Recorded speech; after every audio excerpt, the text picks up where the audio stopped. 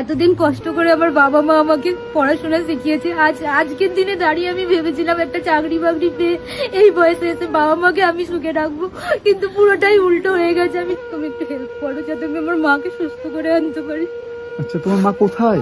আমার মা ঘরে শুয়ে আছে। আচ্ছা, এইটা তোমাদের বাড়ি? মানে মানে বাড়ি এই পুরো লাইনের ধারে এই বাড়িতেই থাকো তোমরা? হ্যাঁ, আমি এখানেই থাকি, ছোট থেকে এখানেই থাকি। আচ্ছা আচ্ছা, চলো দেখি তোমার মাকে, দেখি চলো। এটা আমার মা। আচ্ছা, ওষুধ ইঞ্জেকশন জোগাড় করতে পারছি না দাদা, বর্তমানে মা প্রচন্ড অসুস্থ। তোমরা একটু আমাদের সাহায্য করো, তাহলে আমি আমার মাকে সুস্থ করে আনতে পারি। কেঁদো না বোন, কেঁদো না। আমার খুব শরীর খারাপ, আমাকে একটু ওষুধ, আমি একটু সুস্থ হতে পারি। আমার মেয়ে, আমার আর কেউ নেই। আমার বাবা থাকে কিন্তু রাজ্য গাড়ির কাজ করে, তো সকালে বেরিয়ে যায়, সে বিকেলে আসে।